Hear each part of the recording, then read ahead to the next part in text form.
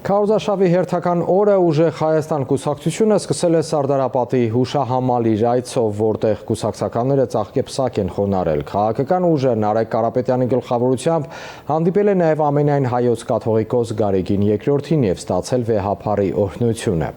Նարեկ Կարապետյանը հուշահամալիրի մոտ պատասխանելով լրագրողների հարցերին նշել է, որ իրենց կուսակցությունը ունի հստակ ծրագիր իր գազի կախվածությունից ձերբազատվելու համար։ Նրա խոսքով Հայաստանն Իրանին տալու է մեծ քանակությամբ արևային էներգիա և դրա դիմաց ստանալու է բնական գազ ներքին սպառման համար։